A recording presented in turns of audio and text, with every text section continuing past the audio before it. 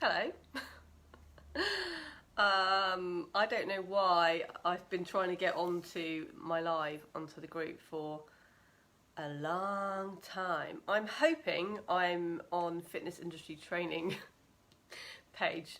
Hopefully one of my team will come up in a minute and just say hi. If you're watching me live, please say hi.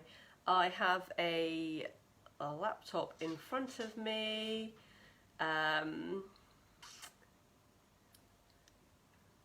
Which wasn't working, so we never know. Someone might speak to me in a minute. Oh, someone's commented on my post, who knows. Right, my loves, so a little bit late. Mark, hi Mark. Am I on the fitness industry training site? Let me know, love. I think I'm in the group, maybe. No, I'm not, am I? Where am I, guys? Let me know where I am. I'm just going to go for it anyway. I might have to, like, cross-reference this at some point. That's a dog, by the way, drinking behind me. Isn't it great when you just about to start a live, and then the dog drinks, and then you need to go out and eat your little... There you go. Working from home is great, isn't it? Right, my loves. So, a little bit flustered. I'm on Facebook anyway. Mark, let me know. Where am I? So, I wasn't planning on doing this on my phone. I've got 20% battery, so that will definitely keep me on track. As promised, battery's dying, was going live at 12 o'clock, but laptop says no. So here I am on the phone, and I'm going to be as quick as I can. So, firstly, fitness industry training was created, we actually launched just before lockdown of 2020. We are officially 2 years old actually now, because everything was kind of agreed and signed off last November, so it's very exciting. Fingers crossed we will be moving forward out of lockdown, and yeah, things will just get better and better.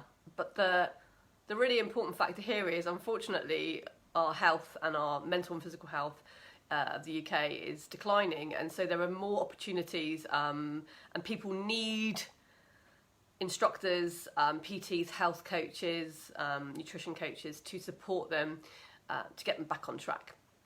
So I wanted to come on today and do a quick video because, firstly, those of you that know me will know that I find it very difficult to keep my mouth shut. When I teach my courses, so if I'm teaching specifically level 3 PT, but level 2 and 3, I have to have a little word with myself about staying on track, covering all the criteria, and not diverting or giving way too many kind of tips or ideas to the students, because they're there to learn the qualification. But I have wanted to offer my services and my knowledge and experience for a while, and it seems a good time now to offer those opportunities to students. So I have literally just launched my membership, my mentorship. I've been talking about memberships today, which is a one-to-one mentorship at the moment, and this is either a 3-month intensive with myself or a 6-month, because it was very apparent to me that we come out of the industry and we have all of these ideas and we learn all the skills of how to help a client, but we don't necessarily know how to create a sustainable business from what we've learned. And we also come away with, in year level 3, we come away with a business plan, which is a very surface level business plan, which is great, but to get into the nitty gritty, you need to know the how. And what you learn is the what. And so what I always say to my students is, it doesn't matter if you don't know the how, because that's what we learn. We learn the how, but you need to understand what you want, what you need, and so on.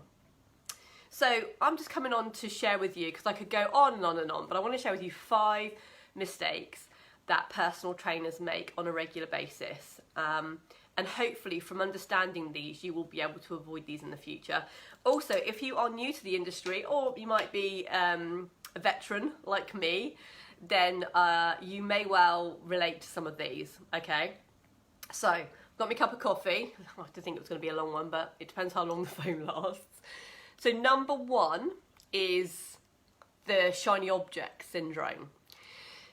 So you either are fresh out of learning and getting your qualification, or you've been in this a long time and you just have constant ideas, and then so therefore you go and do them.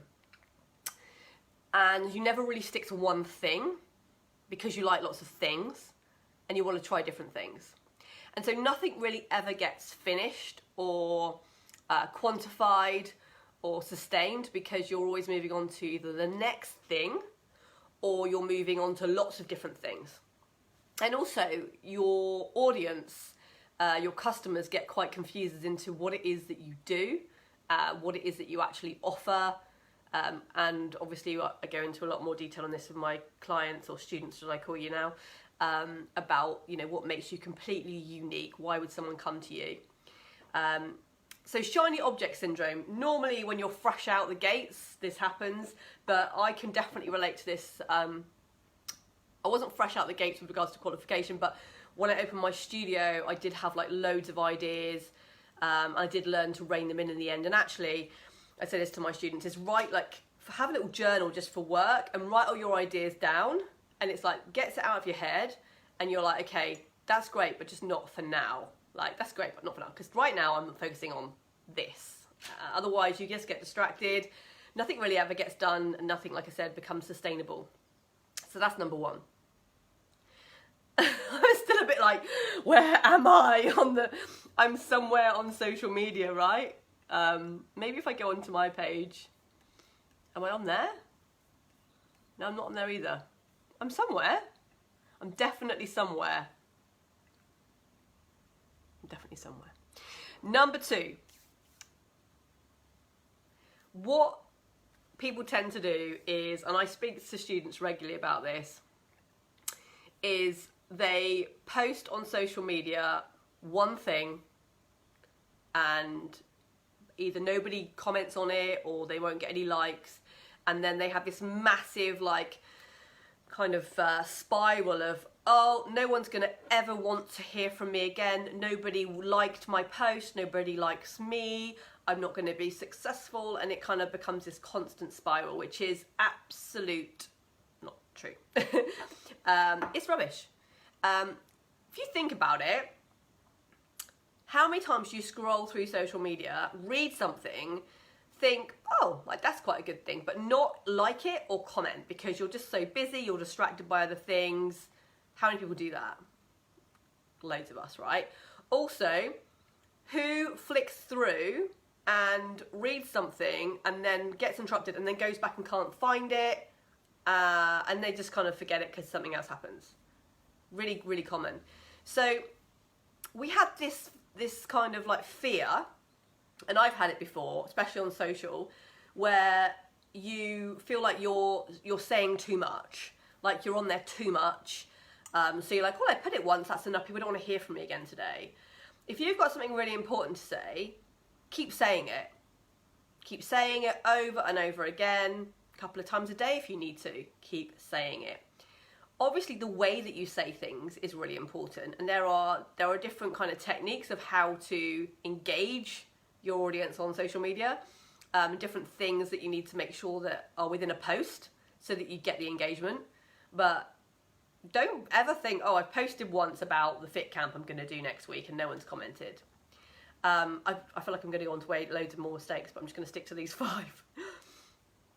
Number 3 is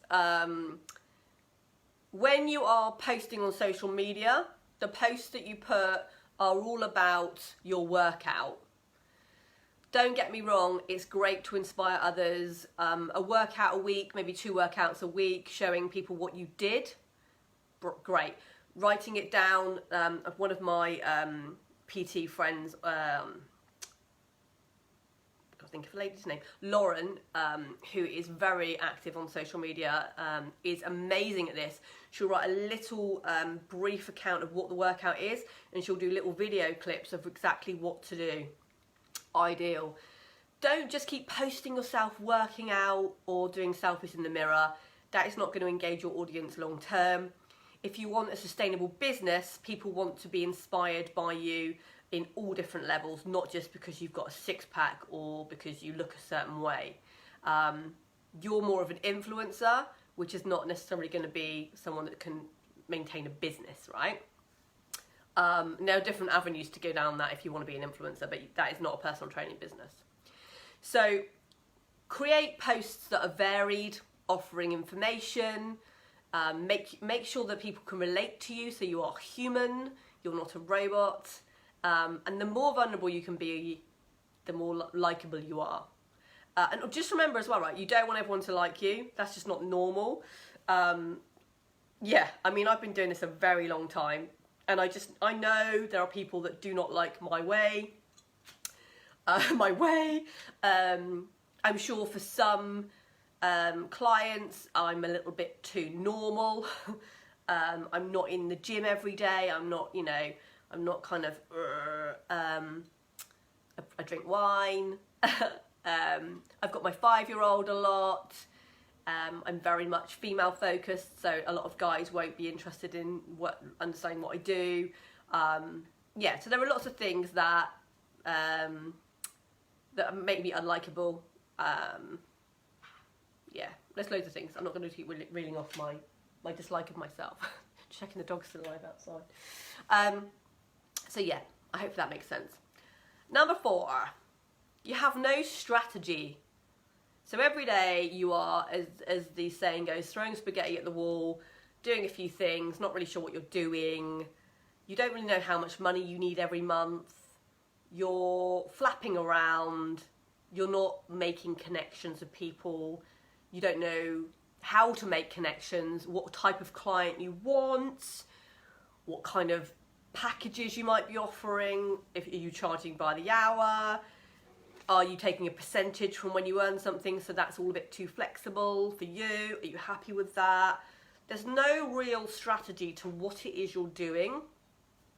And like I always say to my clients and my students, we're going to go from A to B, right? Where's B for you? What is it that you want? And then putting in these little milestones every so many weeks, months, years, so that we get there, right? So you guys, if you are PTs, fitness instructors, you'll understand that, obviously we write progressive programs, especially for PT, but you'll understand we write goals. We do that in level 2, we write SMART targets, and we check in on those targets every 4 weeks normally, sometimes more often. And it's checking in with, okay, so how are you going to assess these? What's the actual protocol to work out if you've hit those goals? And if your client knows that you are watching them to hit those goals, they're more likely to achieve them. And also because you are there to support them and encourage them to get there, and giving them the tools when they have like their wobbles to then progress. So having a strategy is really important, and understanding how to get there. So like I said before, it doesn't really matter if you don't know how, because you can ask and you can learn, but you need to know what it is that you want. And number 5 is, because I could go on, is we suffer from imposter syndrome, where we can be going, I think it's very normal to do this. I still get this now, where you can feel like on top of the world, and then suddenly something will happen, or sometimes something doesn't really happen, but you have these little niggles that start in your head, or you might see a post that somebody else has done on social media, somehow convince yourself that you're no longer worthy, you're not good enough, you're not as fit as them, strong as them, clever as them, you don't make as much money as them, you're not as confident as them, and then maybe like all of the old stories come in that you're whatever. I was going to go on to my stories then. I was always a fat kid at school. I don't think I was fat, I was just frumpy, and yeah, I just never, the whole feeling about never getting picked in PE, that was definitely me. It just goes on. And then what happens is we fear moving forward, whether we have that strategy or not. We stop posting, we stop talking to others, we stick to what we've got, and we retract. And then we suddenly go, okay, maybe this isn't for me. Maybe I'm not good enough for this. And that's a really common thing to struggle with, but it's knowing how to overcome that or block that voice out, so you can keep moving forward. It took me a very, very long time to realise that obviously my business, my work is like a job, right? So when you're going to work and you're going to a paid job, you just turn up and you have to do the work. Some of you might get away with sitting under the desk or hiding behind a computer, I don't know. But my work is, especially in later life, you know, especially as a teacher, you don't really hide anywhere. You have to turn up, you have to put the face on, you have to get the tick list done, you just crack on with it. And it doesn't matter how you feel. And as hard as that is to hear, it's something that I've learned over the years, is it doesn't matter how you feel, you have to get the work done. Now this doesn't mean that, you know, you burn yourself out. Obviously I'm very holistic and there are many ways in which you can take your foot off the gas, but always keep your head in the game. And I also don't mean like don't have boundaries, because I'm a huge fan of boundaries. So I only work a set number of days. I only work to a certain time in the evening, in the weekdays. I don't work weekends. And I'll be really clear, if somebody messages me out of my work time, I either don't message back because I don't want to forget them, or if it's a reasonable time and they probably are just unaware that it's past my curfew, I just respond with, I'll get back to you in the morning. You know, that's all it takes. So digressing slightly, way too much there, Jodie, but my point is you have to keep moving forward in order to make progress. And what tends to happen, and it happened to me for the first good 5-6 years of my career as a Fit Pro, is you make a lot of mistakes. You dabble, you try, you do loads of stuff. And I was part-time Fit Pro, full-time teacher pretty much until the very end of my teaching. And then, you know, you still make mistakes, right? But the turning point for me was when I started to invest in coaches and mentors who had done what I wanted to do. And by working with someone who is ahead of you in where it is that you want to go, it just fast tracks you. So it stops wasting all of your time and your money and your energy going round in circles or like this. And then you just excel. Now, I think there's a post somewhere. I hope I am on the hopefully on fitness industry training site. But there's a post somewhere about some of the things that I achieved over the years within my fitness business. And one of the things that really kind of resonates with me is when we feel so stuck that you just feel like giving up. There has been a couple of times in my business that I felt like that. And it's not necessarily to the outside world. I remember people just going to me, oh, like, you know, you're doing so well and business is going so well and all that. But there were many things that I was unhappy with. And obviously behind the scenes, people didn't see like all of the effort and the energy that I was putting in on a day-to-day basis. It just wasn't, it wasn't really working for me. Although for everyone else, it was great. And so again, investing in a coach helped me create a new strategy in order to push through and make things so much better for myself. I reduced my hours that I worked. I increased my income by like 4%, no, 4 times per month. And it just meant that I could, you know, do the things that I loved and feel freer. Now, obviously, if you're new to the industry, that might not be necessarily a need or a want right now. But I can assure you, if you want to be in the industry for a long time and make this your career, you're going to have a strategy of how things are going to work moving forward. And that's what I'm here for. So, if you are interested in learning more, being part of like a new regime really of moving forward every day and making your career work in the fitness industry, then drop me a message. There is going to be a new group created. It's literally being created as we speak for Fit Pros and personal trainers who want help and support, which is through a membership, which I'm going to open very, very soon. Obviously, I've mentioned my mentorship, which is a 3-month intensive or a 6-month. And that is very personal to you and what it is that you need. So we sit down, you have 90 minutes, 2 hours, whatever we need really, to sit down and kind of go through everything that is going on for you, what it is that you need, how you can make your business work for you, taking into consideration your lifestyle and your wants and needs. So it'll be things like, how often do you want to work? How many hours do you want to work? What income do you need monthly? What commitments do you have? What are your hobbies? What do you want out of life? Many, many things. And then we have a strategy. So are you going to work online? Are you going to do, are you going to open a studio? Are you going to work in a gym? Are you going to go outside? Are you going to do a bit of everything? How's that going to work for you? Where's your time off? La, la, la, la, la. And then once we've got that, we look at some strategy of how we're going to get there. So there are 6 main pillars, which I cover throughout my mentorship, and we don't cover them in a set order. It depends on where you're at in your business. And obviously, if you want to chat to me about that, jump on a call with me. It's absolutely free and we can discuss it. But the main thing is, I'm interested in helping people who just don't know where to start. So it's, how do you set up? What's your strategy? What are you selling? How are you selling it? Are you comfortable with sales? How does that work for you? How can we make it a positive thing? And that you're satisfied every day going to work, running a business and having your life. Because really, most of us choose to go in the fitness industry because we have a passion for health and fitness, but we have to make that something that's really enjoyable long term. So I'm going to stop talking next. I'll go on and on and on. But thank you for joining me, guys.